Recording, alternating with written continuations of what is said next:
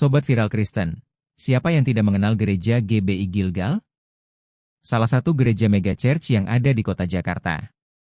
GBI Gilgal adalah gereja beraliran Pentakosta karismatik di bawah naungan Sinode Gereja Betel Indonesia yang didirikan pada 5 November 1995 oleh Pendeta Wem Ciputra Mogi dan kini digembalakan oleh Pendeta Huan Mogi.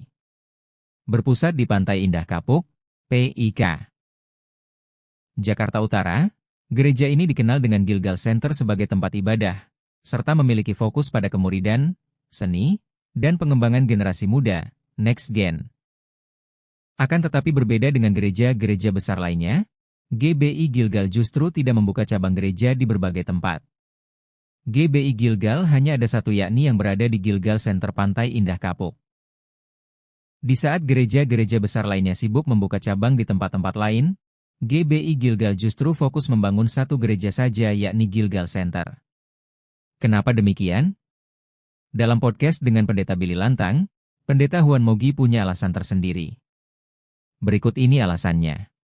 Saya jadi pendeta, gembala sidang saya mesti khotbah ya. Saya nggak mau jadi pengkhotbah yang kalau orang denger tuh, lu khotbah bagus tapi lebih bagus lagi nggak khotbah. Terus karena kan dia ngomong apa ya, jadi sementara itu kita khotbah bagus tapi lebih bagus lagi lo nggak khotbah. Iya, Tuhan kalau bisa cawan ini berlalu daripadaku. Nah jadi saya bilang tolong saya supaya saya bisa tuh jadi seseorang bisa mengkomunikasikan firman dengan sederhana. Orang kalau dengar firman, ya ampun baru ngerti nih. Dan mereka bisa mempraktekannya di rumah gimana sih untuk bertumbuh. Yang kedua saya bilang kan banyak yang suka kayak berantem, ntar udah ada gereja, buka gereja di sebelahnya. Terus apalah nyuri domba segala istilah-istilah yang saya dengar ya.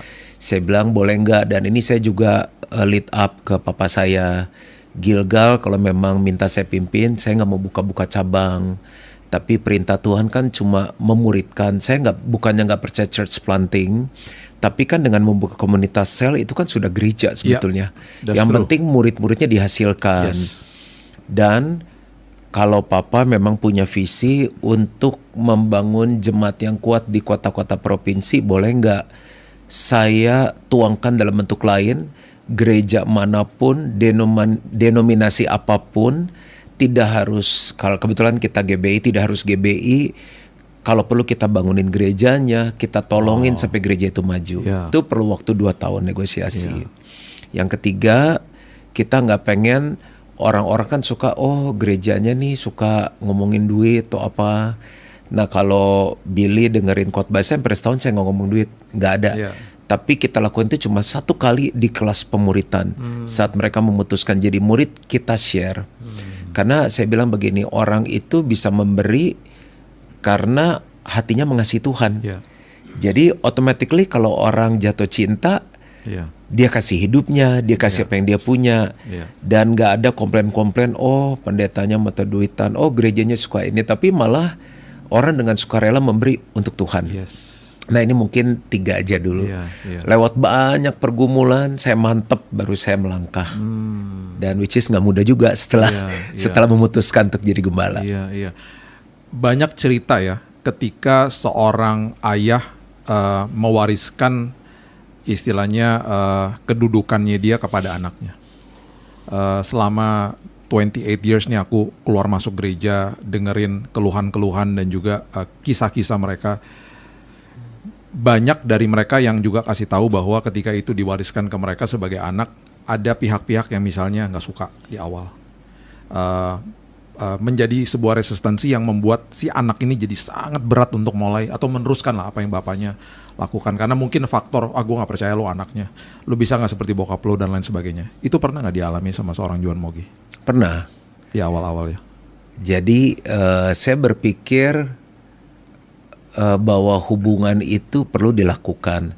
Makanya sekarang kami punya values. Yang pertama itu family. Family itu relationship. Hubungan itu di atas segalanya. Kenapa? Karena kenapa gereja itu kan sebenarnya garam dan terang. Gereja itu orang ya. Kenapa gereja ditinggalkan orang? Karena nggak ada rasa asinnya lagi. Nah, karena gereja sebenarnya nggak mahir bangun hubungan. Jadi langkah pertama yang saya lakukan adalah saya ketemu senior-senior dan ada yang saya ajak makan, ada yang saya pergi ke rumahnya. Saya bilang sama mereka, saya nih dikasih kepercayaan. Saya bilang ada masukan-masukan nggak untuk saya. Saya minta supportnya, dukungannya ya. Bagaimana Sobat Viral Kristen?